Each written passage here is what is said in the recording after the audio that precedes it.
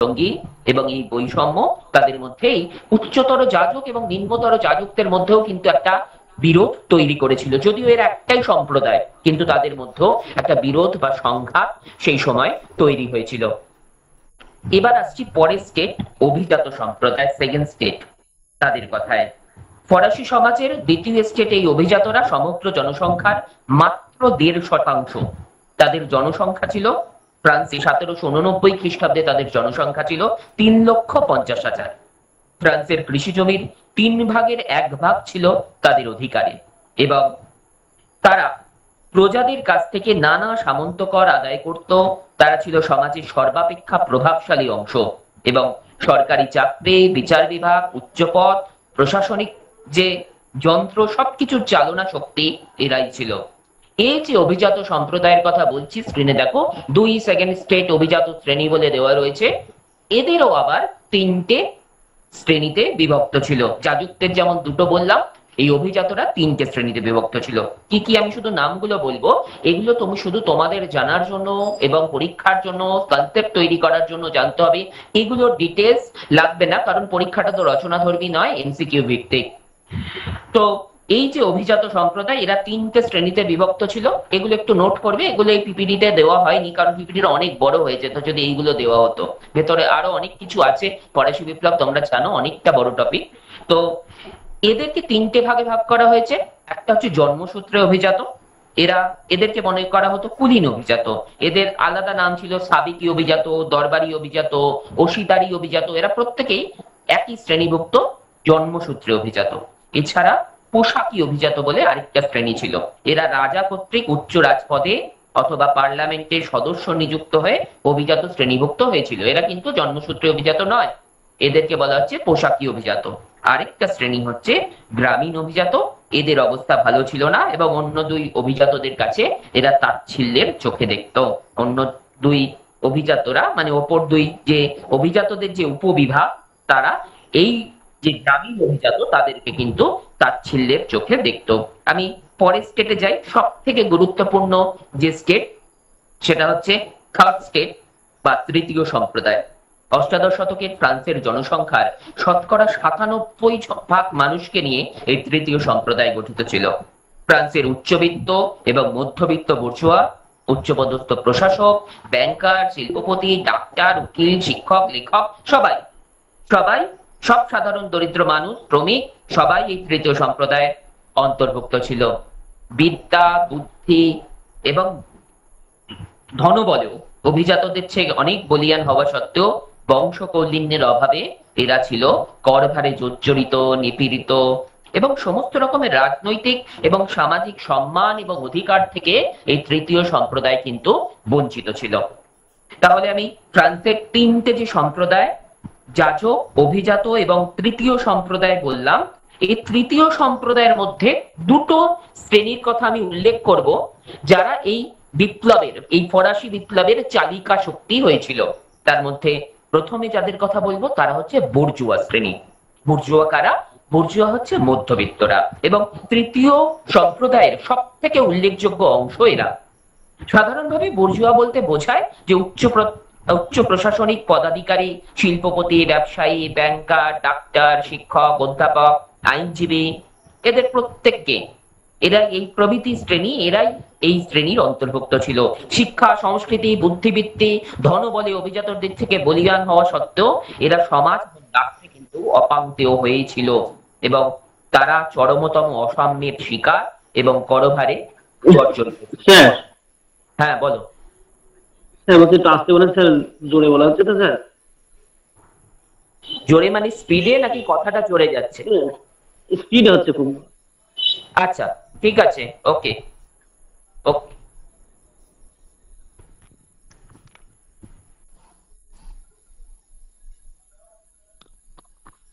ঠিক আছে, স্পিড আস্তে করছি। তো সমাজের এই যে শ্রেণী, যে বুর্জোয়াদের কথা বলছি, তারা অত্যন্ত অবহেলিত ছিল এবং চরমতম অসাম্যের শিকার, করভারে জর্জরিত। সামাজিক স্বীকৃতির মাপকাঠি হবে যোগ্যতা, এরা দাবি করেছিল, বংশ কৌলিন্য নয়। বুর্জোয়াদের কয়েকটা শ্রেণী বিভাগ ছিল। ঠিক যেমন যাজকদের শ্রেণী বিভাগ ছিল, অভিজাতদের শ্রেণী বিভাগ ছিল, ঠিক সেরকম এই বুর্জোয়াদের, তৃতীয় সম্প্রদায়ের একটা পার্ট বুর্জোয়া, তাদেরও শ্রেণী বিভাগ ছিল। বুর্জোয়াদের আমরা তিনটে শ্রেণীতে ভাগ করতে পারি। বড় ব্যবসায়ী, শিল্পপতি, ব্যাংকারদের বলা হচ্ছে উচ্চ বুর্জোয়া। এরা অনেকেই আর্থিক দিক থেকে অভিজাত সম্প্রদায়ের থেকেও বিত্তশালী ছিল। এছাড়া ছিল নিম্নপদস্থ প্রশাসক, চিকিৎসক, আইনজীবী প্রমুখরা মধ্য বুর্জোয়া, এবং কারিগর, দোকানদার, কৃষক, শ্রমিক এরা নিম্ন বুর্জোয়া। তাহলে বুর্জোয়াদের ভাগটা বললাম। এবার তৃতীয় সম্প্রদায়ের আরেকটা ওয়ার্ড হচ্ছে, আরেকটা শ্রেণী হচ্ছে, ভাগ হচ্ছে সাকুলেত। আমি এই ফরাসি বিপ্লব পড়াতে পড়াতে কিছু ওয়ার্ড বলবো, এই ওয়ার্ড গুলো সম্পর্কে ধারণা লাভের প্রয়োজন আছে। যেমন সাকুলেত শ্রেণী।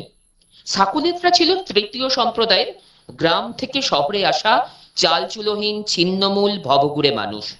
মোটে, মালি, রাজমিস্ত্রি, গৃহভৃত্ত, কায়িক শ্রমনির্ভর যারা দিনমজুর, কারিগর, বেকার, ভিক্ষুক, এইরকম সর্বহারা শ্রেণীর যে মানুষ, তারা কাজের খোঁজে শহরে এসেছিল। এদেরকেই বলা হয়েছে সাকুলেত। এদেরকেই আমরা বলতে পারি শহুরে জনতা। এদের অধিকাংশই ছিল দরিদ্র, অধিকাংশই নিরক্ষর, অধিকাংশই কর্মহীন। এবং এদের যে দাঙ্গা হাঙ্গামার ভয়ে অভিজাতরা এবং ধনী বুর্জোয়ারা সবসময় সন্ত্রস্ত থাকতো। এরাই প্রকৃতিতে ছিল উগ্র, এবং ফরাসি বিপ্লবের সবচেয়ে বড় সক্রিয় সমর্থক ছিল এই সাকুলের শ্রেণী। তাহলে আমি এতক্ষণ ফরাসি সমাজের যে সমাজ বিন্যাস সেটা বলছিলাম। ফরাসি সমাজের সমাজ বিন্যাস বলতে গিয়ে আর একটা দুটো কথা বলবো। সেটা হচ্ছে, এই যে শ্রেণীগুলোকে বলছি, এর মধ্যে পরিষ্কার বোঝা যাচ্ছে যে এই যে তিনটে শ্রেণী, আমি শ্রেণী বিভাজনটা আমি এখানে দিইনি, আমি তিনটে শ্রেণীর কথা বলছি। এই তিনটে শ্রেণীর মধ্যে দুটো শ্রেণী হচ্ছে অধিকার প্রাপ্ত শ্রেণী। নিশ্চয়ই বুঝতে পারছো, যাজক আর অভিজাতরা অধিকার প্রাপ্ত শ্রেণী। আর এরা ফ্রান্সের মোট জনসংখ্যার মাত্র 3% হয়েও এরাই দেশের কৃষি জমির সব থেকে বড় অংশ ভোগ করত। এরাই সরকারি চাকরি, উচ্চ পদ ভোগ করত। এরা বিলাস বসনে জীবন নির্বাহ করত। সমাজ বা রাষ্ট্রের প্রতি কোনো কর্তব্য পালন কিন্তু এরা করতো না। এরা কোনো কর দিত না। অপরাধ করা সত্ত্বেও এরা শাস্তি ভোগ করতে হতো না। তাই এদেরকে আমরা বিশেষ অধিকার ভোগী শ্রেণী বলতে পারি, অধিকার প্রাপ্ত শ্রেণী বলতে পারি। আর অধিকারহীন শ্রেণী কারা? এই যে তৃতীয় সম্প্রদায় যাদের কথা এতক্ষণ বলছিলাম, এই যে মধ্যবিত্ত বুর্জোয়া, শ্রমিক, কৃষক, সাকুলেত, এরা প্রত্যেকে, এরাই ছিল, এই মধ্যবিত্ত বুর্জোয়ারাই ছিল বিপ্লবের অগ্রদূত। এই ফরাসি বিপ্লবের মনে রাখবে অনেকগুলো পার্ট আছে। ফরাসি বিপ্লবকে একটা অভিজাত বিদ্রোহ হয়েছিল, ফরাসি বিপ্লবের সময় বুর্জোয়া বিদ্রোহ হয়েছিল, কৃষক বিপ্লব হয়েছিল, শ্রমিক বিপ্লব হয়েছিল, অনেকগুলো পার্ট হয়েছিল। আমি ফরাসি বিপ্লবের ভেতরে যখন বিপ্লব শুরু হবে, যখন ঘটনাগুলো বলবো, তখন এইগুলো বলবো। আপাতত ফরাসি সমাজ, অর্থনীতি এবং রাজনীতিটা আমি আগে করিয়ে দিতে চাইছি। এরপর যেদের কথা বলছি, এরা তার মানে যে সমাজ এবং রাষ্ট্রে এরা কর দিত, রাষ্ট্রকে প্রয়োজনীয় কর এরা দিত, কিন্তু এরাই ছিল করভারে জর্জরিত অসাম্যের শিকার এই তৃতীয় সম্প্রদায়। আশা করি সমাজ বিন্যাসটা আমি বোঝাতে পেরেছি। যদি কারোর কোনো প্রশ্ন থাকে, সেই প্রশ্ন নিয়ে আমি অবশ্যই শেষে আলোচনা করব। আমি অর্থনৈতিক দিকটায় আগে চাই, তারপরে রাজনীতিতে আসব। ফরাসি বিপ্লবের অর্থনৈতিক দিক, অর্থাৎ যে অর্থনৈতিক বৈষম্যমূলক কর ব্যবস্থা, এইটার কথা সবার আগে বলবো ফ্রান্সের অর্থনৈতিক দিক বলতে গিয়ে। এই প্রসঙ্গে বলে রাখি যে এই যে করগুলোর নাম আমি বলবো, বা তোমরাও পড়েছো, সেই করগুলো কিন্তু কোনটা কি কর এমসিকিউ এর জন্য ইম্পর্টেন্ট। ফরাসি বিপ্লবের প্রাক্কালে ফ্রান্সের জনগণ যে সমস্ত কর প্রদান করা হতো, তার মধ্যে কয়েকটা করের নাম আমি বলি।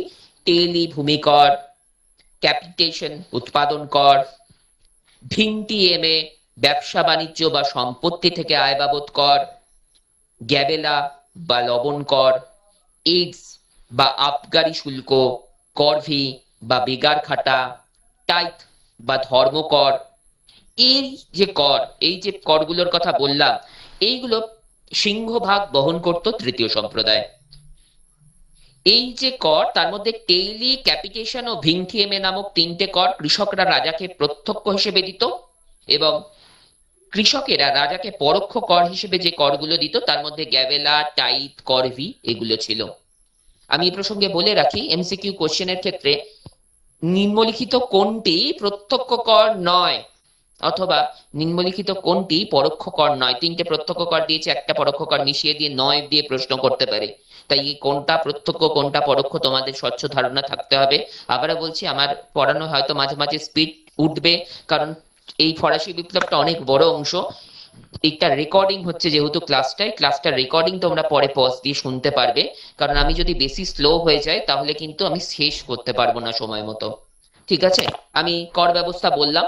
এরপর বলি, এই যে কর ব্যবস্থার ক্ষেত্রে এই যে কর কারা আদায় করত, এই ওয়ার্ডটি ইম্পর্টেন্ট। আমি কয়েকটা ওয়ার্ডের কথা বলেছিলাম যেগুলো বলতে থাকবো পড়াতে পড়াতে। ইনটেন্ডেন্ট, প্রাক ফরাসি বিপ্লব যুগে ফ্রান্সের রাজস্ব আদায়কারী যে উচ্চপদস্থ রাজকর্মচারী, তারা ইনটেন্ডেন্ট নামে পরিচিত ছিল।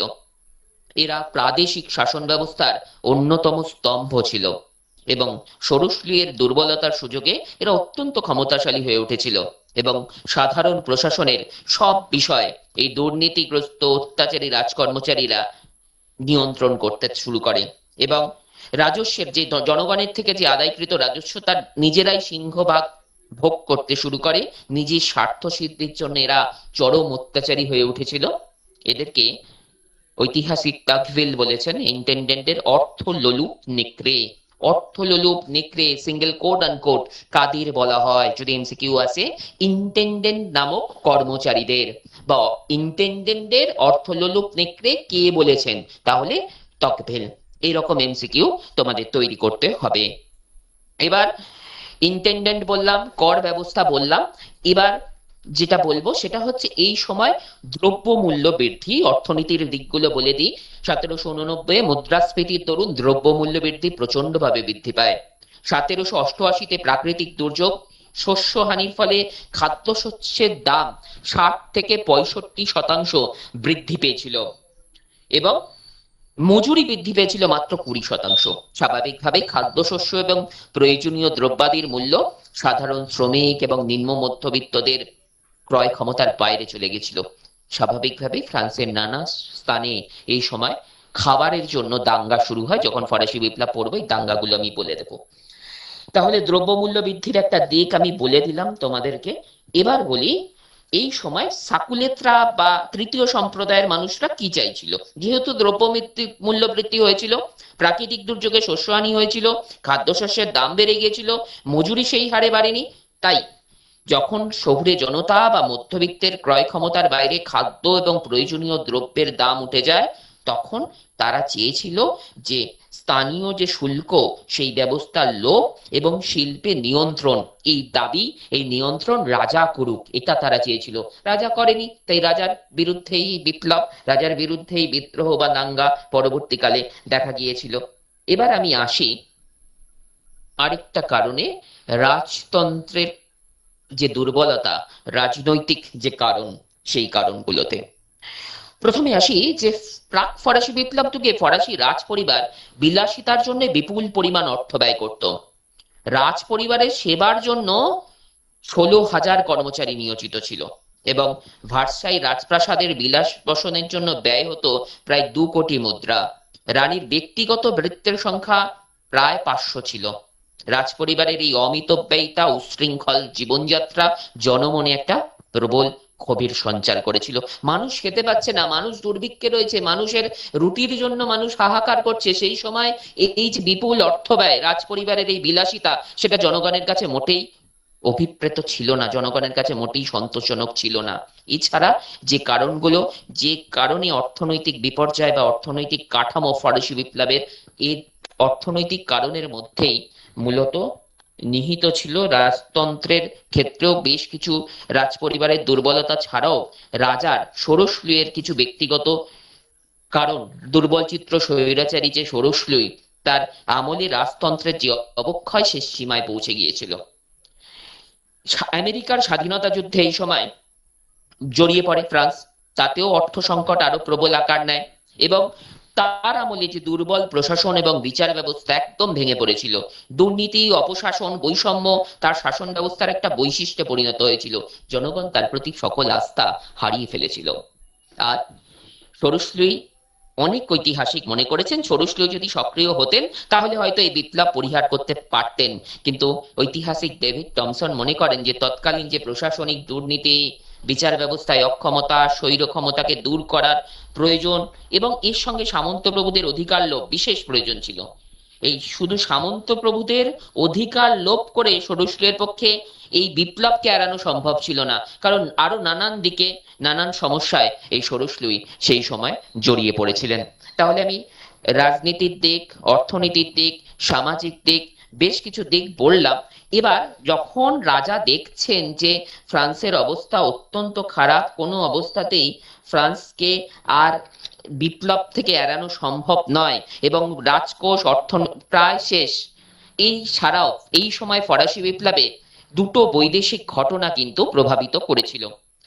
এরকম এমসিকিউ প্রশ্ন আসতে পারে যে ফরাসি বিপ্লবের পেছনে বা ফরাসি বিপ্লবের পশ্চাতে নিম্নলিখিত কোন বৈদেশিক ঘটনা দায়ী ছিল। দুটো বৈদেশিক ঘটনার কথা আমি বলে দিই। একটা হচ্ছে ইংল্যান্ডের গৌরবময় বিপ্লব, আরেকটা হচ্ছে আমেরিকার স্বাধীনতা যুদ্ধ। কিভাবে এই দুটো ফরাসি বিপ্লবের সঙ্গে সম্পর্কিত?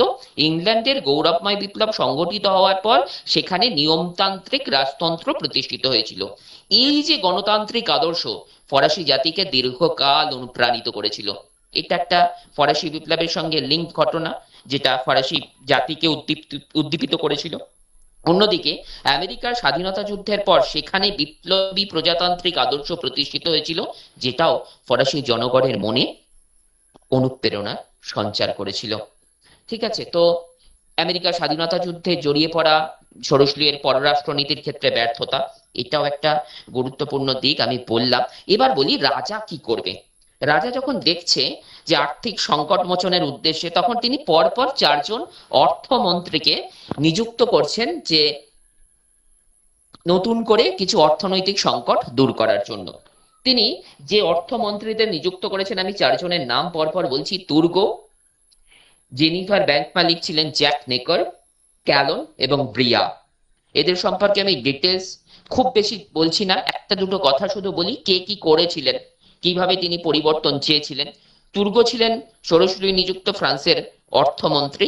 তিনি অর্থ সংকট দূর করার জন্য তাকে সরাসরি নিয়োগ করেছিলেন এবং তিনিও আর্থিক পুনরুজ্জীবনের জন্য তিনি এই রাজার যে রাজ পরিবারের যে অমিতব্যয়িতা সেগুলোকে দূর করার, সেগুলোকে ব্যয় সংকোচ করার দিয়েছিলেন, তিনি মতামত দিয়েছিলেন। তিনি বলেছিলেন আমেরিকার স্বাধীনতা যুদ্ধে যোগ না দেওয়া, অবাধ বাণিজ্য প্রচলন, যাজক অভিজাতদের ওপর ভূমিকর আরোপ, এইরকম কয়েকটি প্রগতিশীল সংস্কার দেন। অভিজাতরা কি মেনে নেবে যে আমাদের ওপর কর চাপাতে বলছে, এতদিন আমরা কর দিইনি? স্বাভাবিক এই অর্থমন্ত্রী পছন্দ নয়, এই অর্থমন্ত্রীকে পদচ্যুত করা হলো। তারপর কে এলেন? নেকার এলেন। নেকার ছিলেন ষোড়শীর সময় তুর্গ পরবর্তী অর্থমন্ত্রী। প্রথম বললাম তুর্গ, এরপর হচ্ছেন নেকার। তিনি কোনো প্রকার কর ধার্য না করে শুধুমাত্র ঋণ গ্রহণ, কিছুদিন সরকারি ব্যয় নির্বাহ করার, তো ঋণ গ্রহণ করে ঋণ আর যখন পাওয়া যায়নি তখন পরিবারের ব্যয় সংকোচ বা সুবিধাজনক শর্তে বিত্তবান নাগরিকদের ওপর কর ধার্যের প্রস্তাব দেওয়া হলো। তা রানী এবং অভিজাতদের চাপে এই নেকারকেও পদচ্যুত করা হলো। তারপর ক্যালন, তিনি যখন নিযুক্ত হলেন তখন সকল সম্প্রদায়ের ওপর ভূমিকর, মানে যাজক অভিজাতদেরও ভূমিকর দিতে হবে, শুধু তৃতীয় সম্প্রদায় নয়। গ্যাবেলা বা লবণ কর আরো এবং করভি বা বাধ্যতামূলক শ্রম বিলোপ, মানে করভি দিতে হবে না, তাহলে সাধারণ মানুষ অসন্তুষ্ট হবে না। এবং অন্তঃশুল্ক রোপ এবং অবাধ বাণিজ্য নীতির প্রবর্তনের কথা বললেন। অভিজাতরা এই প্রস্তাবেও বিরোধিতা করলেন। একই কাজ ব্রিয়াও করেছিলেন, বেশি দিন টেকেনি এবং তারপরই ফরাসি বিপ্লবের সূচনা হয়েছিল। অর্থমন্ত্রীদের কথা বললাম। এবার যে কথাটা বলবো, যেখান থেকে প্রচুর প্রশ্ন আসে, সেটা হচ্ছে ফরাসি বিপ্লবের ক্ষেত্রে দার্শনিকদের একটা বিশেষ ভূমিকা ছিল। ফরাসি বিপ্লবের জন্য যখন উপযুক্ত পরিবেশ আশা করি, সমাজে যে অসাম্য, অর্থনৈতিক যে তীব্র সংকট এবং রাজনৈতিক যে কারণ, আমি কিছু কথা অর্থনৈতিক কারণের ক্ষেত্রে বলিনি, অ্যাডাম স্মিথের একটা কোটেশন আছে বা অন্যান্য কিছু কথা যেগুলো আমি এমসিকিউ এর জন্য তুলে রেখেছি, ওগুলো আমি যখন এমসিকিউ গুলো বলবো তখন বলবো। আপাতত বলি যে বিপ্লবের জন্য উপযুক্ত পরিবেশ তৈরি হয়ে গেছে, কিন্তু মানসিক প্রস্তুতির অভাবে অনেক ক্ষেত্রেই বিপ্লব বিলম্বিত হয় এবং ফরাসি বিপ্লবের এই মানসিক প্রস্তুতির ক্ষেত্রে অসামান্য অবদান রেখেছিলেন এই দার্শনিকরা। তাদের লেখনীর মাধ্যমে সমকালীন সমাজ, রাজনীতি, অর্থনীতি, ধর্মীয় জীবন সর্বস্তরে যে অনাচার, দুর্নীতি তার সমালোচনা করলেন। এবং তাদের এই যে সমালোচনা, তাদের লেখার মধ্যে যে সমালোচনা, সেটাই সাধারণ মানুষ এগুলোর বিরুদ্ধে সচেতন হয়ে উঠল। এবং লক্ষ লক্ষ নিপীড়িত শোষিত ফরাসি জনগণের কণ্ঠে ধ্বনিত হলো সাম্য, মৈত্রী এবং স্বাধীনতার বাণী। আমি কিন্তু বললাম এই সাম্য, মৈত্রী, স্বাধীনতা এটা হচ্ছে ফরাসি বিপ্লবের তিনটি আদর্শ। এর অর্থ জাতীয়তাবাদ, গণতন্ত্রবাদ, ব্যক্তি স্বাধীনতা। এই যে আদর্শগুলো, এগুলো শুধু ফ্রান্সের জন্য নয়, পরবর্তীকালে বিশ্বের সর্বত্র শোষিত, লালিত, নিপীড়িত মানুষের কাছে এই তিনটি আদর্শ গুরুত্বপূর্ণ হয়ে উঠেছিল। মুক্তিকামী মানুষের কাছে এই তিনটি আদর্শ ছিল আলোকবর্তিকার মতো। যে সাম্য, মৈত্রী, স্বাধীনতা নিয়ে আমি বললাম না, আমি শুধু এইটুকুনি বললাম এই তাদের এই দার্শনিকদের এই লেখা ফরাসি জনগণ এই সাম্য, মৈত্রী, স্বাধীনতায় প্রতি আকৃষ্ট হয়েছিল এবং তারা চেয়েছিল, তাদের কণ্ঠে ধ্বনিত হয়েছিল সেটা। কয়েকজন দার্শনিকের কথা আমি বলবো, এখানে নামগুলো দিয়ে ছেড়ে দেওয়া হয়েছে, একজন একজন করে বলি। মন্তেস্কু, এদের ক্ষেত্রে যেটা করতে হবে যে গ্রন্থের নাম, কে কোন গ্রন্থ রচনা করেছেন এবং কিছু কিছু ক্ষেত্রে, কয়েকটা ক্ষেত্রে গ্রন্থগুলো কবে রচনা হয়েছে। মন্তেস্কুর কথা প্রথমে বলবো। তার লেখা গুরুত্বপূর্ণ গ্রন্থ দ্য পার্সিয়ান লেটার্স। সেখানে তিনি ব্যক্তি স্বাধীনতা রক্ষার জন্য বিচার বিভাগের স্বাধীনতা, আইন শাসন, বিচার বিভাগের পৃথকীকরণ দাবি করেছিলেন, যেটাকে আমরা ক্ষমতার স্বতন্ত্রীকরণ নীতি বলি, যেটা পলিটিক্যাল সায়েন্সের একটা গুরুত্বপূর্ণ বিষয়। এবং তার একটা গুরুত্বপূর্ণ গ্রন্থ the spirit of the laws, যেটি 1748 খ্রিস্টাব্দে, সেখানে তিনি প্রচলিত সমাজ ব্যবস্থা, অভিজাততন্ত্র, রাজতন্ত্রের ত্রুটি, দুর্বলতার সমালোচনা করেছেন। এরপর আসবো রুশোর কথায়। রুশো ফরাসি বিপ্লবের ঝড়ের পাখি বলা হয়। প্রশ্ন আসতেই পারে, ফরাসি বিপ্লবের ঝড়ের পাখি কাকে বলা হয়? তাহলে অপশনে 4টে দার্শনিকের নাম থাকলে নিশ্চয়ই তোমরা আইডেন্টিফাই করতে পারবে রুশো। তার লেখা কয়েকটা গ্রন্থের মধ্যে অরিজিন অফ ইনএকুয়ালিটি একটা গুরুত্বপূর্ণ গ্রন্থ, যেখানে তিনি সামাজিক বৈষম্য, শ্রেণীগত অত্যাচারের মূলে কুঠারাঘাত করেছেন। তার সোশ্যাল কন্ট্রাক্ট থিওরি গ্রন্থ ফরাসিদের একটি গুরুত্বপূর্ণ মানসিক জগতে একটা বিরাট পরিবর্তন এনেছিল। এছাড়াও তার আরো কিছু গ্রন্থ ছিল, আমাদের যেটুকুনি দরকার ফরাসি বিপ্লবের সঙ্গে প্রাসঙ্গিক সেইটুকুনি জানবো। সোশ্যাল কন্ট্রাক্ট গ্রন্থ, তার একটা গুরুত্বপূর্ণ কথা সেই গ্রন্থে তিনি বলেছেন man is born free but everywhere he was in chain. অর্থাৎ এই গ্রন্থে তিনি রাজার ঈশ্বর দত্ত ক্ষমতাকে নস্যাৎ করে জনগণই রাষ্ট্র এবং সমস্ত সার্বভৌম শক্তির উৎস, এটা বোঝাতে চেয়েছেন। তো এই কয়েকজন দার্শনিকের কথা বিশেষভাবে ইম্পর্টেন্ট। এছাড়া আরেকজনের কথা বলবো, ভলতেয়ার।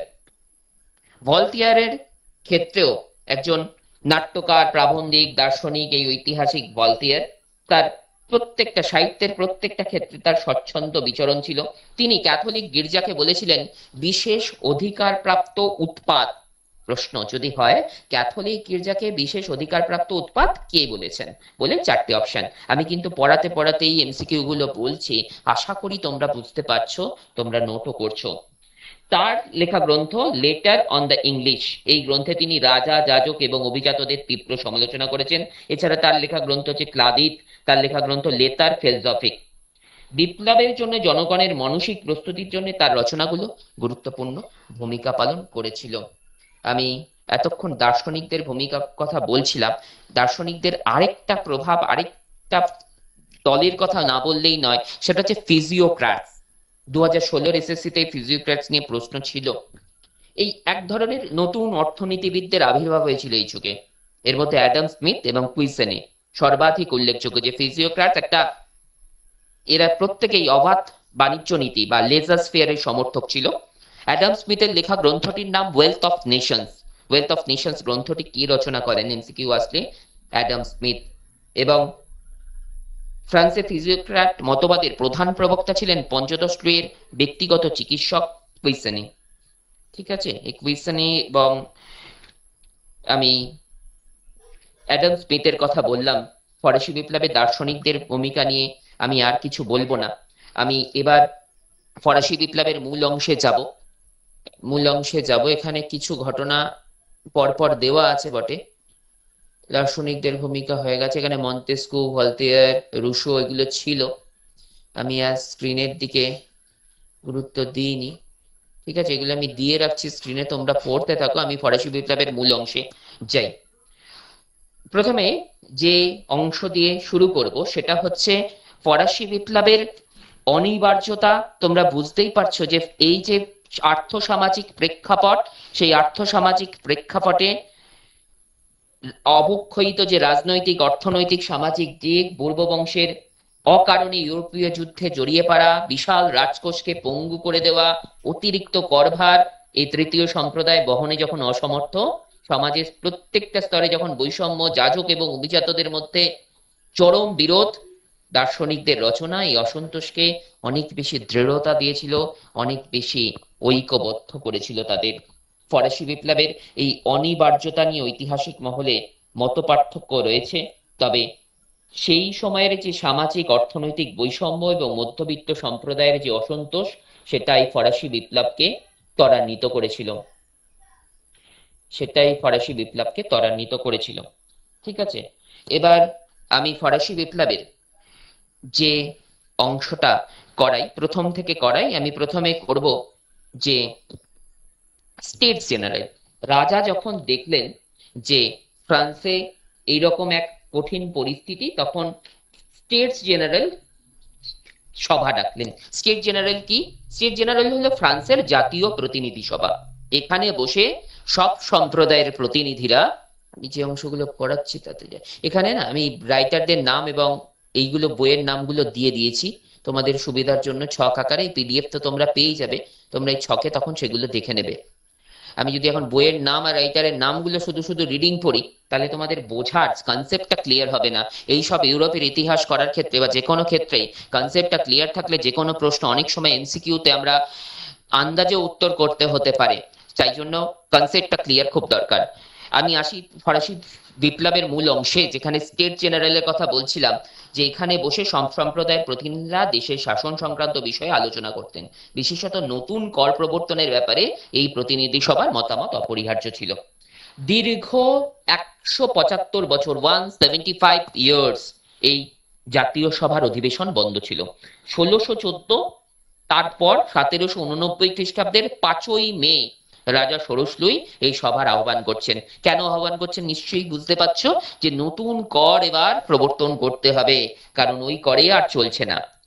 এবার এই স্টেট জেনারেলের যে ভোটাধিকার, এর মোট সদস্য সংখ্যা ছিল, নির্বাচিত সদস্য সংখ্যা ছিল 1214, 1214 জন।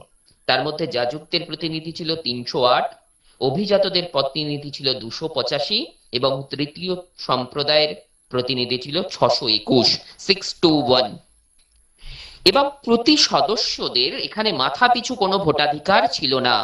প্রতি সম্প্রদায় একটা করে ভোট দিত, তাহলে 3টে সম্প্রদায় 3টে ভোট দেবে। যাজক এবং অভিজাতরা এক পক্ষে ভোট দিত, একটা সম্প্রদায় আলাদা ভোট দিয়েও কোনো লাভ হতো না। এবার এই যে দীর্ঘ 175 বছর পরে 1789 খ্রিস্টাব্দের 5ই মে যখন স্টেট জেনারেলের অধিবেশন ডাকা হলো, পূর্ব নিয়ম অনুসারে রাজা, এই যাজক, অভিজাত এবং তৃতীয় শ্রেণীরা আলাদা আলাদা কক্ষে বসলো। প্রতি সম্প্রদায় একটা করে ভোট দিতে পারতো, ফলে তৃতীয় সম্প্রদায়ের মোট যে 3টে ভোটের মধ্যে যাজক অভিজাতরা একমত হয়ে গেলে তৃতীয় শ্রেণীর যে দাবি সেটা সহজেই নাকচ হয়ে যেত। তৃতীয় সম্প্রদায়ের প্রতিনিধিরা এই সময় থেকেই শ্রেণীগত ভোটের পরিবর্তে মাথা পিছু ভোটের দাবি জানাতে শুরু করে। এবার এই যখন দাবি জানাচ্ছে, এই আহ্বান রাজা, আমি বলে দিয়েছি যে রাজা কেন ডেকেছেন, রাজকোষ শূন্য, অর্থনৈতিক সংকট, নতুন কর চাপাতে হবে, অভিজাতরা, যাজকরা নিজেরা নতুন কর দিতে রাজি নয়, তাই তৃতীয় সম্প্রদায়ের উপর কর চাপাতে হবে। এই সব কারণে যখন এই সভা ডাকা হয়েছে, এই স্টেট জেনারেলের অধিবেশনে কিন্তু বিপ্লবের পথকে উন্মুক্ত করে দিয়েছিল। একদিকে আমেরিকার স্বাধীনতা যুদ্ধে যোগদান, সেই কারণে অর্থনৈতিক সংকট একদম ভয়াবহ, রাজকোষ প্রায় নিঃশেষিত। এই বিপর্যয়ের হাত থেকে উদ্ধার পাওয়ার জন্য ষোড়শ লুই 175 বছর পর ডাকলেন এই স্টেট জেনারেলের অধিবেশন, যে অধিবেশনে আহ্বান ছিল স্বৈরাচারী রাজতন্ত্রের পরাজয়ের প্রতিফলন, এবং এর ফলেই বিপ্লবের গতিপথ উন্মুক্ত হয়েছিল। রাজতন্ত্রের ব্যর্থতাই অধিবেশন ডাকা প্রমাণ করে দেয়, এবং এই সভা আহ্বানের সঙ্গে সঙ্গে তৃতীয় সম্প্রদায়ের নেতৃত্বে ফরাসি বিপ্লবের সূচনা হয়ে গিয়েছিল। তাহলে আমি ফরাসি বিপ্লবের সূচনা অবধি বললাম। এরপর বেশ কিছু ঘটনা প্রবাহ, ফরাসি বিপ্লব চলাকালীন যে ঘটনা প্রবাহগুলো তোমাদের জানতে হবে বা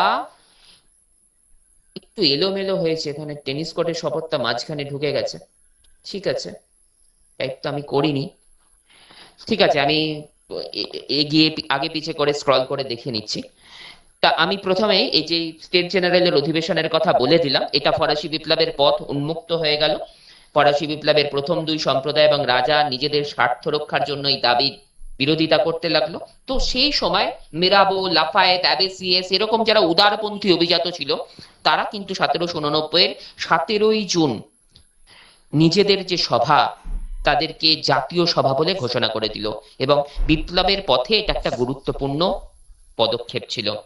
গ্র্যান্ট এবং টেম্পোরারি এই যে ঘটনা, যে নিজেদের তৃতীয় সম্প্রদায় নিজেদের সভাকেই জাতীয় সভা বলে ঘোষণা করছেন, এই ঘটনাকে বলছেন গ্র্যান্ট এবং টেম্পোরারি যে ফরাসি বিপ্লবের ক্ষুদ্র প্রতীক। এবার কি হচ্ছে, ফ্রান্সের যে প্রচলিত আইন সেই অনুযায়ী ভোট, যাজক, অভিজাত, তৃতীয় তিন সম্প্রদায়ের ভোট। তো মাথাপিছু ভোটাধিকারের দাবি যখন মানছেন না, তখন 1789 খ্রিস্টাব্দের 20 জুন সভাকক্ষ তালাবন্ধ দেখে তৃতীয় সম্প্রদায়ের প্রতিনিধিরা নিকটবর্তী একটি টেনিস খেলার মাঠে সমবেত হচ্ছে।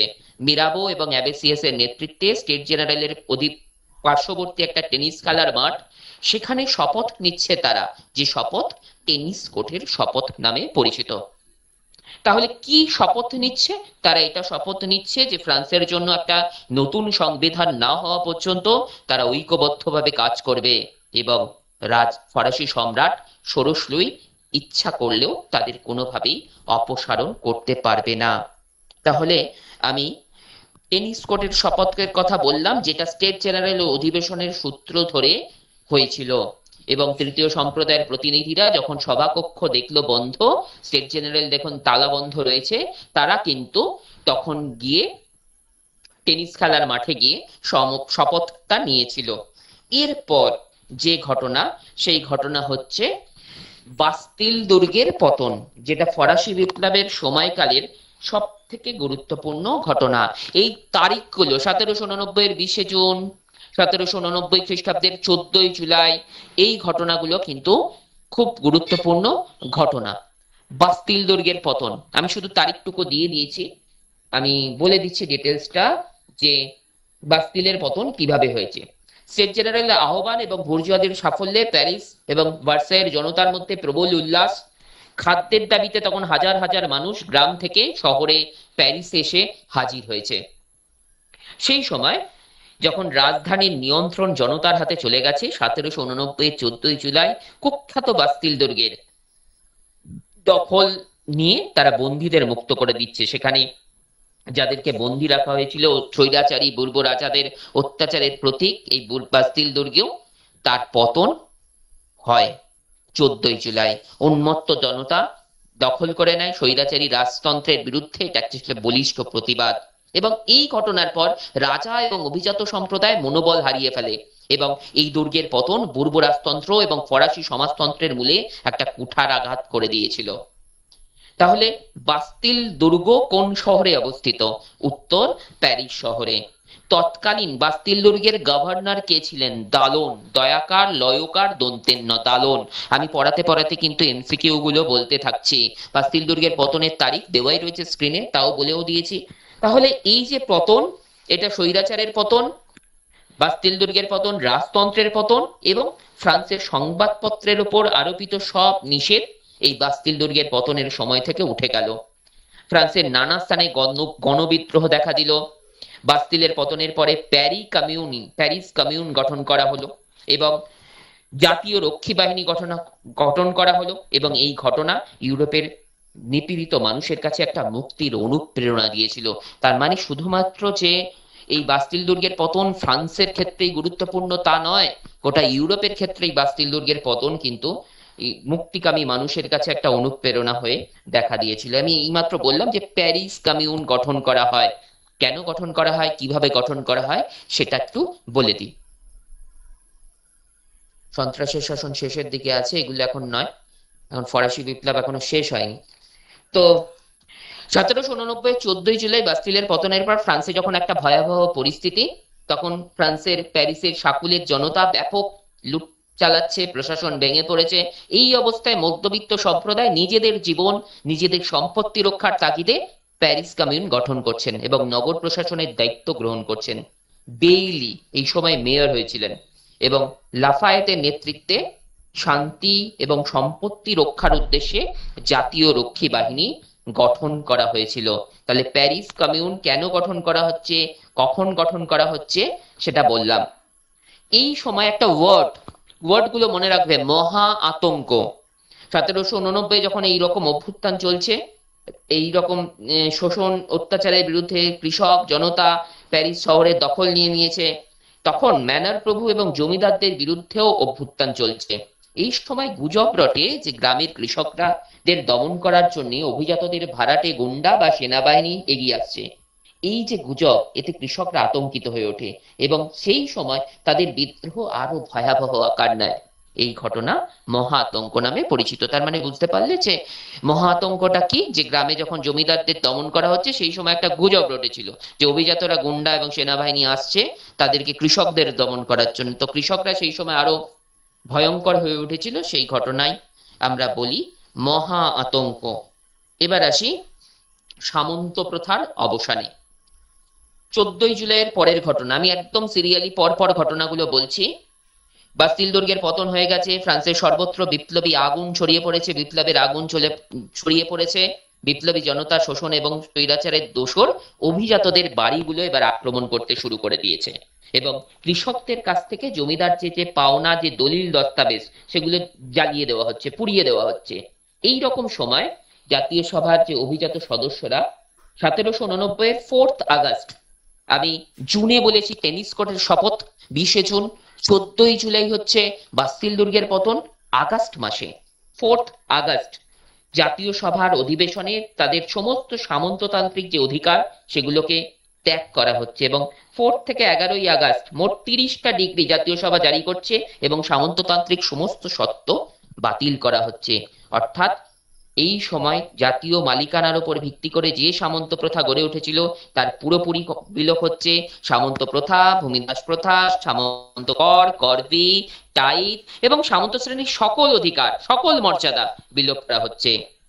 এই ঘোষণায় অভিজাতদের সামন্ত প্রথাজনিত সকল সুযোগ সুবিধা বিলুপ্ত হয়, যদিও অভিজাতর যে বাজেয়াপ্ত সম্পত্তি তার ক্ষতিপূরণ কিন্তু দেওয়া হয়। অভিজাতদের যে সম্পত্তি দখল করে নিল, যেগুলো নষ্ট হয়ে গেল, তার ক্ষতিপূরণ কিন্তু আলটিমেটলি তারা পেয়েছিল। এবার আসি ব্যক্তি ও নাগরিক অধিকার ঘোষণা এই বিষয়ে। এটাও আগস্ট মাসে 1789 খ্রিস্টাব্দের 26শে আগস্ট। একটু এলোমেলো আছে, আমি যদি খুঁজতে যাই ফ্লোটা নষ্ট হবে। ঠিক আছে, আমি খুঁজতেই বলতে থাকি। তো ফরাসি সংবিধান সভা 1789 26শে আগস্ট এই ঘোষণা করেছিল। এতে ফরাসি বিপ্লবের যে 3টে আদর্শের কথা বলেছিলাম, সাম্য, মৈত্রী, স্বাধীনতা, এই 3টে আদর্শকে স্বীকৃতি দেওয়া হয়েছিল। এটাকে 1791 খ্রিস্টাব্দে ফ্রান্সের যে সংবিধান তার মুখবন্ধ বলা হয়ে থাকে।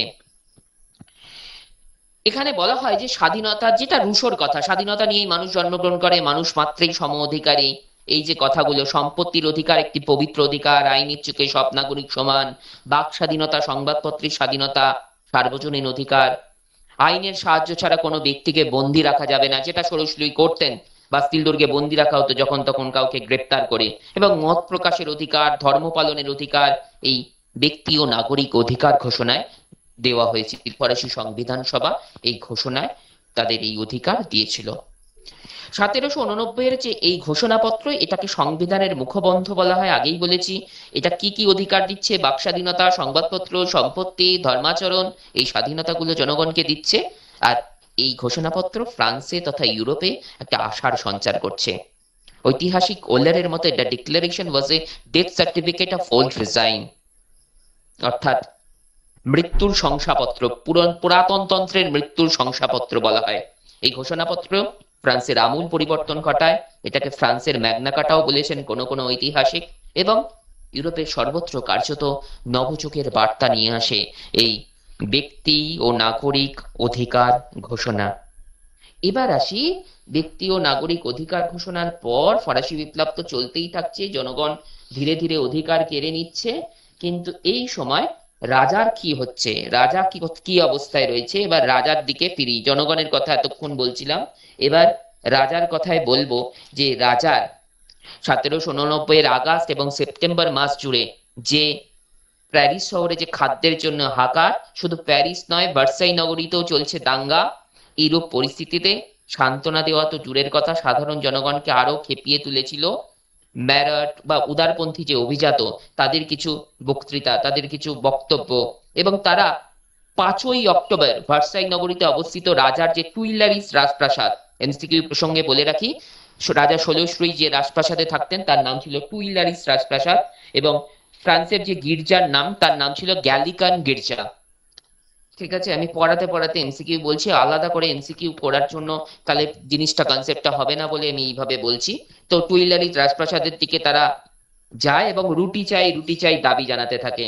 তো সেই সময় উন্মত্ত জনতার হাতে ভয়ে রাজা এবং রানী ভার্সাই নগরী ছেড়ে প্যারিস নগরীতে পালিয়ে গিয়েছিল। এবং বাস্তিলের পতনের পর থেকে জনতা এইভাবে নিজেদের শক্তি কিন্তু রাজ শক্তির বিরুদ্ধে জনতা নিজের শক্তি প্রদর্শন করতে শুরু করেছিল। এবার আসি একটা ঘটনাকে বলা হচ্ছে রাজতন্ত্রের সব যাত্রা। কোন ঘটনা? রাজতন্ত্রের সব যাত্রা নামে পরিচিত।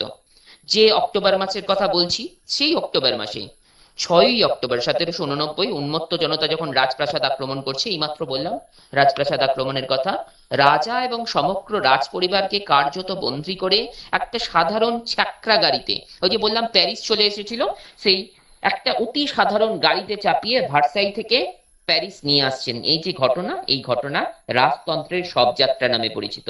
এই সময় থেকে রাজা কার্যত তৃতীয় শ্রেণীর হাতে বন্দী হয়ে পড়ছে এবং প্যারিস হয়ে উঠছে বিপ্লবের প্রাণ কেন্দ্র। ঠিক আছে, এবার আমি ফ্রান্সের ক্ষেত্রে, ফরাসি বিপ্লবের ক্ষেত্রে আমি বলেছিলাম বেশ কিছু বিদ্রোহ আলাদা আলাদা করে হয়েছিল। এই যে রাজা, তারপরে যাজক, অভিজাত, কিন্তু অভিজাতরাও কিন্তু এই রাজার বিরুদ্ধেই বিদ্রোহে সামিল হয়েছিল। তাই ফরাসি বিপ্লব এক অর্থে অভিজাত বিদ্রোহ। কিন্তু কেন কেন নিশ্চয়ই তোমাদের বুঝতে অসুবিধা হবে না। আমি যখন বলেছি যে অর্থনৈতিক সংকট মোচনের জন্য ষোড়শী এবং তার অর্থমন্ত্রীরা যখন অভিজাতদের ব্যয় সংকোচন এবং তাদের উপর নতুন কর আরোপ করছেন, সেখান থেকেই বিবাদের শুরু। এবং এই সময় প্রাদেশিক পার্লামেন্টকে ভেঙে দেওয়া এবং নানান ঘটনা ফরাসি অভিজাতদের বিদ্রোহী করে তুলেছিল। এবং অভিজাত বিদ্রোহী কিন্তু প্রথম অভিজাতরাই কিন্তু ফরাসি বিপ্লবের সূচনা করেছিল এবং তৃতীয় শ্রেণী এর সম্পূর্ণতা দিয়েছিল বলে কিছু কিছু ঐতিহাসিক মনে করেন। অভিজাতরা যে পুরাতন ব্যবস্থায়, ওল্ডিজমে যে বিশেষ সুযোগ সুবিধা ভোগ করত, আর্থিক সংকটকালে ষোড়শী সেই অধিকারকে শিথিল করতে চাইলে অভিজাতরাই প্রথম বিপ্লব করে এবং এটাই অভিজাত বিদ্রোহ। লেফেবার এটাকেই অভিজাত বিদ্রোহ বলেছেন। ঠিক আছে, অভিজাত বিদ্রোহটা আমি বলে দিলাম। ফরাসি বিপ্লবের শুরু কিন্তু অভিজাত বিদ্রোহের মধ্য দিয়েই হয়েছিল। আমি ডিটেলস বলছি না, কারণ যেটুকুনি না জানলেই নয় সেইটুকুনি জানো। যেখান থেকে শর্ট কোশ্চেন বেশি আসবে সেগুলো আমি পরে বলবো, মানে আজকেই বলবো, একটু পরে বলছি। এবার আসি সংবিধান সভার কথায়। এই যে শপথ নিল স্টেট জেনারেলের তৃতীয় সম্প্রদায়ের প্রতিনিধিরা, নিজেদের সভাকে জাতীয় সভা বলল। 20শে জুনের যে শপথ, সেখানে ফ্রান্সের সংবিধান রচনার দায়িত্ব গ্রহণ করলো। সংবিধান সভার কাজ ছিল ফ্রান্সের জন্য একটা সংবিধান তৈরি করা।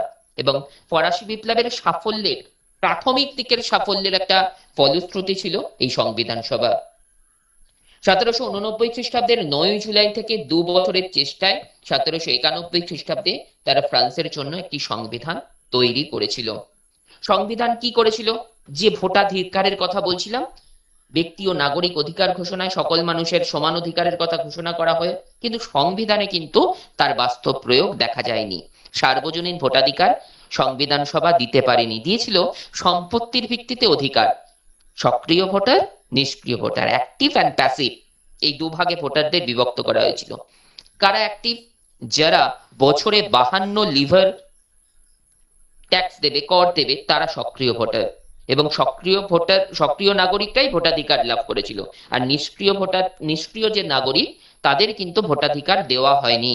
এর ফলে তৃতীয় সম্প্রদায় কিন্তু আলটিমেটলি ভোটাধিকার থেকে বঞ্চিতই থাকলো। যে ভোটাধিকারের জন্য লড়াই, সেই ভোটাধিকার কিন্তু তৃতীয় সম্প্রদায় পেল না। কিছু ওয়ার্ড বা কিছু ঘটনা এই সংবিধান সভার চলাকালীন ঘটনা। Civil constitution of the clergy, এটা 1790 খ্রিস্টাব্দের 24শে আগস্ট ফরাসি সংবিধান সভা ঘোষণা করে একটা নতুন আইন, যার ফলে গির্জার স্বতন্ত্র অধিকার বিলুপ্ত করা হয় এবং এই যে ক্যাথলিক গির্জা বিশেষ অধিকার প্রাপ্ত উৎপাদ বলছিলাম, সেই তাদের ভবিষ্যতের যে ধর্মযাজক তাদের নির্বাচন করবে, ভোট হবে জনগণ, এবং যাজকরা বেতনভোগী কর্মচারীর পর্যায়ভুক্ত হলো। যে যাজকরা ফরাসি সমাজে সব থেকে ফার্স্ট এড বলা হতো, তারা এখন থেকে মাইনে করা কর্মচারী পর্যায়ভুক্ত হলো, এবং প্রত্যেক প্রদেশে একটা করে ডায়োসিস গঠন করা হলো, এবং গির্জা রাষ্ট্রের একটা বিভাগ, একটা ডিপার্টমেন্টে পরিণত হলো। যাজকদের ওপর পোপের ক্ষমতা শিথিল করা হলো, রাষ্ট্রের ক্ষমতা বৃদ্ধি করা হলো। এর ফলে বিপ্লবের সমর্থক যাজক কিছু নিম্ন যাজক, যারা নিম্নতর যাজক ছিল, তারা কিন্তু বিপ্লব বিরোধী হয়ে উঠলো, এবং পোপ ফরাসি নাগরিকদের এই অমান্য করার, এই আইন যে সংবিধান সভা যে আইন তৈরি করছে সেটাকে অমান্য করার নির্দেশ দিল। এরপর আর দুটো কথা বলবো সংবিধান সভা সম্পর্কে, তারপরে মোটামুটি ফরাসি বিপ্লবের শেষের দিকে প্রায় চলে এসেছি। আমি আসি সাসপেন্সিভ ভেটো। এটা কি? ফরাসি সংবিধান সভা শুধু চার্চের ক্ষমতাকে লোপ করেনি, রাজার ক্ষমতাও লোপ করেছিল। স্বৈরাচারী রাজতন্ত্রকে নিয়মতান্ত্রিক রাজতন্ত্রের রূপায়ণের কল্পে ফরাসি সংবিধান সভা রাজাকে আইন তৈরির ক্ষমতা থেকে দূরে রেখেছিল। তবে সভা একটা বিশেষ অধিকার, বিশেষ ক্ষমতা রাজাকে দিয়েছিল, যে ওয়ার্ডটাকে আমরা বলছি সাসপেন্সিভ ভেটো। এটা কি? এই ক্ষমতা প্রয়োগ করে রাজা আইনসভায় গৃহীত যে কোনো আইনকে সর্বোচ্চ দুবার সংশোধনের জন্য পাঠাতে পারত। আইনসভা কর্তৃক পরপর 3বার যদি সেইটা গৃহীত হয়ে যেত, তখন রাজা সেই আইন মানতে বাধ্য হতো। স্বাভাবিকভাবে সাসপেন্সিভ ভেটো রাজার যে সম্মানের পক্ষে খুব ভালো জিনিস তা মোটেই নয়। আরেকটা ওয়ার্ড বলবো, অ্যাসাইনেট। এটা কি? ফরাসি বিপ্লবের প্রত্যক্ষ কারণ কিন্তু অর্থ সংকট। তাই অর্থ সংকট যখন তীব্র হয়ে উঠেছিল, ষোড়শলুই যখন এর সমাধান করতে পারেনি, জাতীয় সভার আহ্বান ডেকেছিল 175 বছর পর, স্বভাবতই এই সমস্যার সমাধানের দায়িত্ব জাতীয় সভাকেই নিতে হবে। তারাই এখন দায়িত্ব নিচ্ছে, সংবিধান সভা তৈরি করছে। এই সংকট নিরসনের জন্য সংবিধান সভা কি করেছিল? গির্জার যে সম্পত্তি সেটাকে বাজেয়াপ্ত করে, সেটাকে জামানত রেখে তার পরিবর্তে অ্যাসাইনেট নামক এক ধরনের কাগজের মুদ্রা চালু করেছিল। 1790 খ্রিস্টাব্দের 27 আগস্ট এই অ্যাসাইনেট বা ব্যাংক নোটের প্রচলন হয়। ঠিক আছে, আমি সংবিধান সভা বললাম, এবার আরেকটা কথা বলবো, দ্বিতীয় ফরাসি বিপ্লব। ফার্স্ট ফরাসি বিপ্লব প্রায় শেষ, এবার দ্বিতীয় ফরাসি বিপ্লবের ঘটনায় আসি, যেখানে ফরাসি রাজা ষোড়শলুই যখন দেশ ত্যাগের চেষ্টা করছেন এবং সীমান্তে ধরা পড়ছেন 1790 খ্রিস্টাব্দের 21 জুন, তখন বিপ্লবীদের সঙ্গে রাজার একটা সম্পর্ক তিক্ত এবং অবিশ্বাসের চরম সীমায় পৌঁছেছে। 1792 খ্রিস্টাব্দে 10ই আগস্ট জ্যাকোবিন দল, ফ্রান্সের দুটো দল ক্ষমতায় ছিল, এগুলো আমরা পরবর্তী ক্লাসগুলোতে দেখবো, সন্ত্রাসের শাসনে যেখানে জ্যাকোবিন এবং জিরেন্ডিন দুটো দল, দুটো আলাদা মত পোষণ করছে। সেই জ্যাকোবিন দলের কথা বলি, যারা তাদের নেতৃত্বে উত্তেজিত জনতা রাজা টুইলারিস প্রাসাদ আক্রমণ করলে রাজার দেহরক্ষীদের দলকে হত্যা করলো, এবং সেই সময় যে ফ্রান্সের রাজা তখন প্রাণ ভয়ে রাজা এবং রানী নিকটস্থ যে আইনসভা, সেই আইনসভায় গিয়ে আশ্রয় নিল। তখন যখন এই আইনসভায় তারা আশ্রয় নিল, রাজাকে ক্ষমতাচ্যুত করে তখন টেম্পল দুর্গে প্রথমে বন্দি রাখা হয়, এবং তারপরে রাজতন্ত্র ভেঙে পড়লো, এবং 1791 খ্রিস্টাব্দের সংবিধান এই সময় বাতিল হয়ে গেল, এবং 10ই আগস্ট জনতার অভ্যুত্থানকে, এই যে অভ্যুত্থান হয়েছিল সেই অভ্যুত্থান দ্বিতীয় ফরাসি বিপ্লব নামে পরিচিত ছিল। তাহলে আইন যেটা তৈরি করছে ফরাসি সংবিধান সভা, সেই সংবিধান সভার কিন্তু বাতিল হচ্ছে এই সময়, এবং এই সময় জনতা আবার নিজের হাতে পুরো ক্ষমতা নিয়ে নিচ্ছে, যে ক্ষমতাকে আমরা বলছি দ্বিতীয় ফরাসি বিপ্লব। ঐতিহাসিক লেফেবার বলছেন দ্বিতীয় ফরাসি বিপ্লব। এবং এই 1792 খ্রিস্টাব্দে আরো একটা গুরুত্বপূর্ণ ঘটনা, যেটাকে আমরা বলছি সেপ্টেম্বর হত্যাকাণ্ড। কি হচ্ছে? এই সময় যখন রাজাকে টেম্পল দুর্গে বন্দি রাখার পর বহু রাজভক্ত সন্দেহের বশে কারারুদ্ধ করা হচ্ছে, মনে করা হচ্ছে তারা রাজতন্ত্রের সমর্থক, এরা বিপ্লবের ক্ষতি করতে পারে। এই আশঙ্কায় উন্মত্ত জনতা জ্যাকোবিন নেতা জা পল ম্যারার নেতৃত্বে 1792 খ্রিস্টাব্দের 2রা সেপ্টেম্বর থেকে 5ই সেপ্টেম্বর পর্যন্ত প্যারিস এবং বিভিন্ন প্রদেশের কারাগারগুলিতে ঢোকে এবং রাজতন্ত্রী বন্দীদের নির্বিচারে হত্যা করে। এই ঘটনা সেপ্টেম্বর হত্যাকাণ্ড নামে পরিচিত। মানে তাদের সন্দেহ করা হয়েছিল যে তারা রাজার সমর্থক, রাজতন্ত্রকে সাপোর্ট করছে, তাই তাদের বন্দী করা হয়েছিল এবং তাদের হত্যা করা হয়েছিল আলটিমেটলি। এই ঘটনা 1792 এর 2 থেকে 5, ফ্রান্সে হয়েছিল এই ঘটনা সেপ্টেম্বর হত্যাকাণ্ড নামে পরিচিত, এবং এর বিবরণ পাওয়া যায় এ টেল অফ টু সিটিজ উপন্যাসে, যে উপন্যাস চার্লস ডিকেন্সের লেখা। ঠিক আছে, এবার আমি ফরাসি বিপ্লবের কিছু সীমাবদ্ধতা এবং ফরাসি বিপ্লবের কিছু ফলাফল দেখিয়ে আমি শর্ট কোশ্চেন, কিছু এমসিকিউ প্রশ্ন নিয়ে আলোচনায় যাব। ফরাসি বিপ্লবের ফরাসি বিপ্লব কিন্তু আলটিমেটলি অসম্পূর্ণই রয়ে যায়, কারণ পুরাতন ব্যবস্থাকে সম্পূর্ণভাবে ধ্বংস এটা করা যায়নি, নতুন সমাজ ব্যবস্থাও পূর্ণাঙ্গভাবে তৈরি করে দিতে পারেনি ফরাসি বিপ্লব। বিপ্লব বিরোধী শক্তিগুলো ফ্রান্সে কিন্তু আলটিমেটলি ছিলই, ফলে ফ্রান্স আরো বিপ্লবের প্রয়োজন ছিল। আরো বিপ্লব পরবর্তীকালে হয়েছিল, সেগুলো আমরা যখন সন্ত্রাসের শাসন, ডাইরেক্টরি শাসন ব্যবস্থা, কনসুলেটের শাসন ব্যবস্থা এবং তারপর নেপোলিয়নের ক্ষমতা পরবর্তী ক্লাসেই করব, তখন দেখব। এবং ফরাসি বিপ্লবের ফলাফল এর ক্ষেত্রে ভালো দিক কোনটা, যে সামন্ত প্রথা লোপ হয়, কৃষক শ্রেণীর কিছুটা স্বাধীন কৃষক শ্রেণীর উদ্ভব হয়। স্বাধীন কৃষক শ্রেণীকে একটা ওয়ার্ডে বলা হতো, এমসিকিউতে বলছি।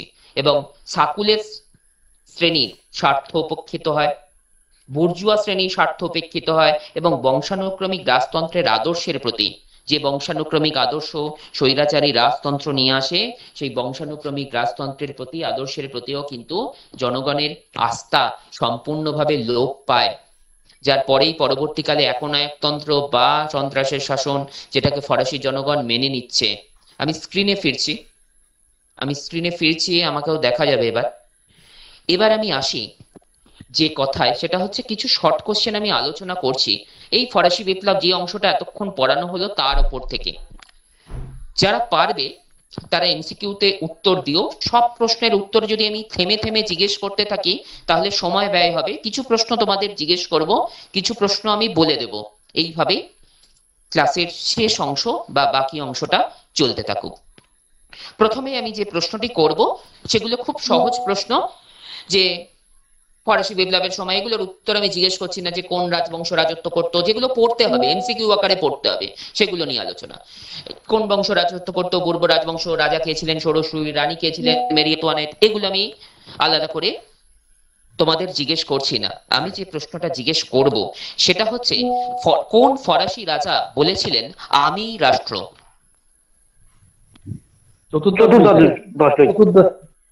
চতুর্দশ লুই। Thank you. যে যেটা পারবে সেটা বলবে, ঠিক আছে? ওকে, চলো। এরকম কিছু প্রশ্ন আমি করছি। আমি কর গুলো বলে দিয়েছিলাম, সব কটা কর আমি প্রশ্ন করছি না, আমি শুধু একটা কর জানতে চাইবো। ফরাসি বিপ্লবের সময় ফ্রান্সে উৎপাদন করকে কি বলা হতো? ক্যাপিটেশন। ক্যাপিটেশন। ঠিক আছে, থ্যাংক ইউ। আমি বলে দিই, এছাড়া টাইপ, ধর্মকর, গুরুত্বপূর্ণ যে কর, তার মধ্যে লবণ করের নাম ছিল গ্যাবেলা। ঠিক আছে, আমি পরের প্রশ্নে যাচ্ছি। ঐতিহাসিক তকভিল অর্থলোলুপ নেকড়ে বলেছেন, কাদেরকে বলেছেন? ইন্টেন্ডেন্ট নামক রাজকর্মচারীদের, যারা ফ্রান্সের রাজস্ব আদায় করত। বলার সাথে সাথে মিউট করে দিচ্ছ যারা, থ্যাংক ইউ। যারা মিউট করছো না, আমি তাদেরকে রিকোয়েস্ট করবো অ্যান্সারটা দিয়ে সঙ্গে সঙ্গে মিউট করে দিও। ফ্রান্সকে ভ্রান্ত অর্থনীতির জাদুঘর কে বলেছেন? Thank you. অ্যাডাম স্মিথ তার ওয়েলথ অফ নেশনস গ্রন্থে ফ্রান্সকে ভ্রান্ত অর্থনীতির জাদুঘর বলেছেন। এরপর আসি, ফরাসি বিপ্লব প্রথম কারা শুরু করেছিল? অভিযাত্রা। বুর্জোয়া সম্প্রদায়, অভিযাত্রা।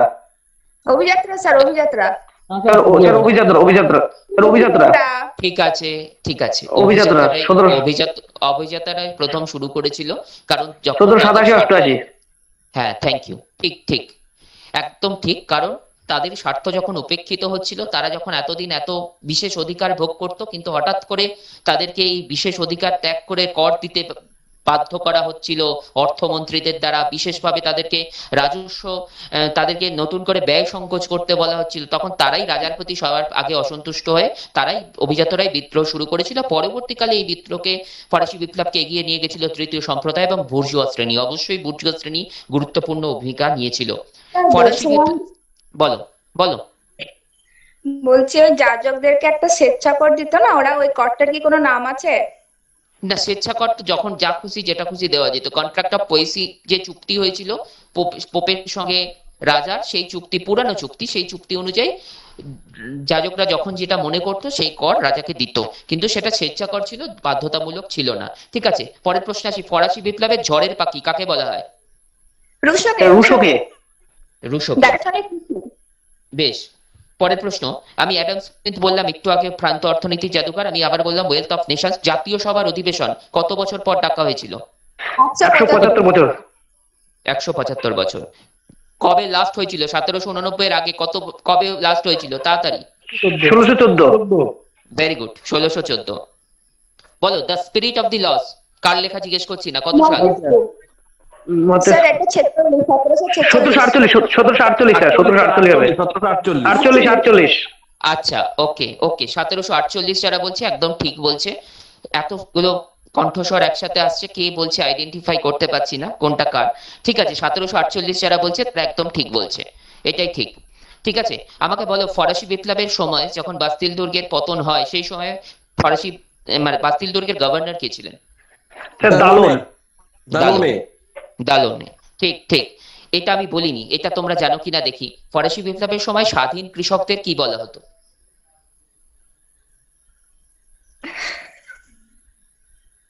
এটা আমি ইচ্ছা করে বলিনি, আমি ইচ্ছা করে কিছু পড়াতে পড়াতে বলবো না যেগুলো জানার জন্য। এত কমন প্রশ্নগুলো যখন ধরছিলাম সবাই পাচ্ছিল, এতজন রয়েছে কেউ উত্তর দিতে পারছে না। আমি বলে দিই, এগুলো লিখে নাও। লাবুরার, লয়াকার বয়স্ক রয়াকার র, লাবুরার। ঠিক আছে, এবার বলো, এটা পারবে।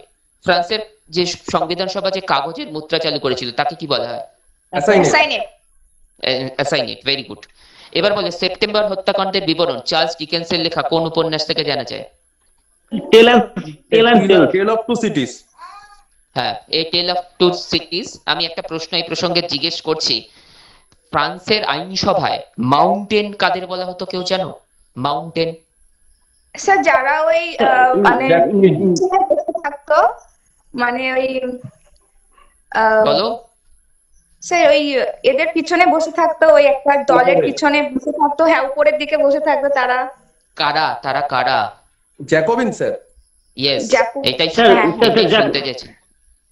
জ্যাকোবিনদের যারা উঁচু। হ্যাঁ, উপরের দিকে জ্যাকোবিনদের যারা উপর দিকে থাকে। ইয়েস, তাদেরকেই বলা হচ্ছে মাউন্টেন। ঠিক আছে, এটা তোমাদের জানা আছে। আরো কিছু প্রশ্ন আছে, বলো। এরকম প্রশ্ন এক্সপেক্ট করতেই পারো, সবসময় যে করের নাম দিয়ে কি কর জানতে চাইবে তা নয়। বলছে নিচের কোনটি ফ্রান্সে প্রচলিত প্রত্যক্ষ কর ছিল না? ঠিক আছে, আমি করগুলোর নাম বলবো, তোমরা বলবে কোনটা প্রত্যক্ষ কর ছিল না। আয়কর, কি? আমি করগুলো বলিনি, ভিনটেমে অপশনেই নেই। ঠিক আছে, আমি আগে বলি, তারপর তোমরা বলবে।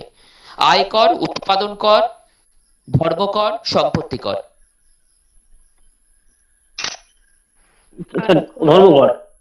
ধর্মকর। ইয়েস, ধর্মকর, তাই এটা প্রত্যক্ষ কর ছিল না। ঠিক আছে, এরপর এখনো কয়েকটা প্রশ্ন। কোন ঘোষণাপত্রকে পুরাতনতন্ত্রের মৃত্যু দলিল বলা হয়েছে? ব্যক্তি স্বাধীনতার অধিকার ঘোষণা। ব্যক্তি ও স্বাধীন, একদম ঠিক আছে। এবার বলো পরের প্রশ্ন বলো।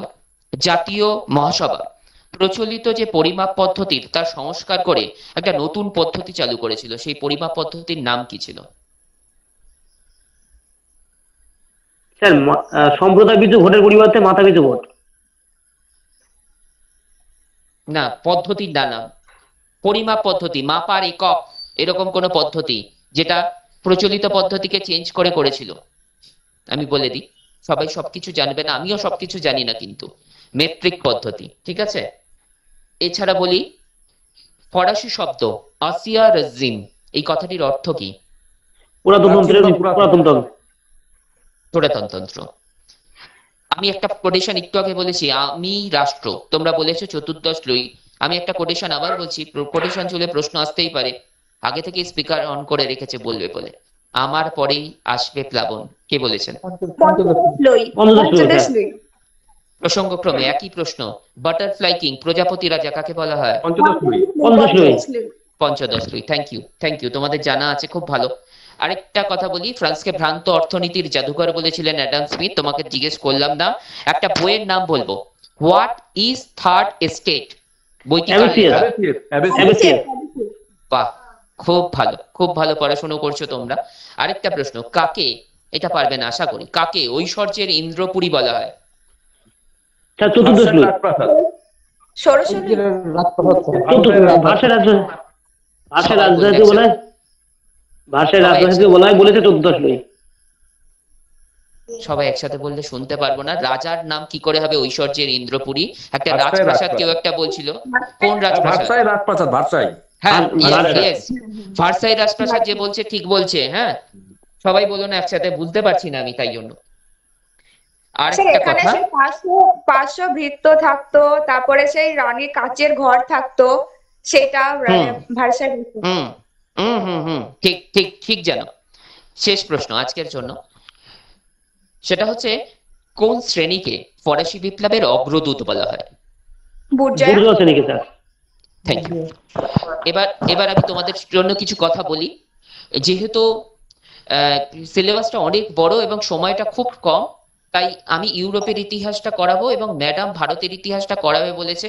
আমি যেহেতু স্কুলে, সরকারি পোষিত স্কুলে চাকরি করি, তাই আমি এই দিনটা সোমবার বেছে নিয়েছি, কারণ অন্যান্য দিনগুলো আমার অন্যান্য জায়গায় আমি এঙ্গেজ আছি। এই দিনই আমার ফাঁকা ছিল বলে আমি এই দিনটাকে দিয়েছি। এবার এছাড়াও আমি যেদিন যেদিন সময় পাবো এক্সট্রা ক্লাস নিয়ে তোমাদের ইউরোপের ইতিহাস শেষ করার পর আবার আমি ভারতের ইতিহাসের অংশটা, যে অংশগুলো ম্যাডামের বাকি থাকবে, আমি ধরে নেব। এটা কথা হয়েছে আমার সাথে, তোমাদের জানিয়ে রাখলাম। এবং একই সাথে বলবো যে আমি এখানে কিছু প্রশ্ন দিইনি, কারণ পিডিএফ এ কোনো প্রশ্ন করিনি, আমি মুখে করার জন্য করলাম। পড়াতে পড়াতে যেভাবে আমি যখন রানিং যে প্রশ্নগুলো বলবো সেগুলো, এবং পড়ানোর শেষে এইভাবে প্রশ্নোত্তর করব, সেগুলো তোমরা নোট করবে। আর যদি ফরাসি বিপ্লবের পর এর পরের যে অংশগুলো আছে, সন্ত্রাসী শাসন বা নেপোলিয়ান, যে অংশগুলো, প্রত্যেকটা অংশকে তোমাদের নিখুঁতভাবে তৈরি করতে হবে। এবং এই যে অংশগুলো, এই ইউরোপের ইতিহাস থেকে কিন্তু প্রশ্নগুলো, অন্যান্য ভারতের ইতিহাস যতটা ইজি মনে হবে, ভারতের ইতিহাসটা যতটা তোমাদের চেনা জানা, ইউরোপের ইতিহাসটা হয়তো অনেক বেশি কঠিন। কিন্তু আমার ভালো লাগলো তোমরা অনেকেই অনেকটা তৈরি হয়ে গেছো, তা ভালো, এটা খুব ভালো লক্ষণ। আরো ভালোভাবে তৈরি হও। এবং পরীক্ষা যদি সেপ্টেম্বরে হয়, যদি মানে সম্ভাবনা আছে সেপ্টেম্বরে, না হলে অক্টোবরে তো হবেই। যতটা সময় পাবে তোমরা, যতটা পারো প্রত্যেকটা মুহূর্তকে কাজে লাগাও। এবার যদি কারো কিছু বলার থাকে বলতে পারো, আমার কোনো অসুবিধা নেই, শুনবো। বলছি স্যার, সপ্তাহে একদিন ক্লাস নিয়ে সিলেবাস শেষ হবে? আমি তো একা নেই, আরো তো আছে ফ্যাকাল্টি, আমি তো একা নই। আমি তো আমার অংশটুকু করাবো, তাই না? আমার অংশটুকু শেষ হবে। ঠিক আছে স্যার। হুম।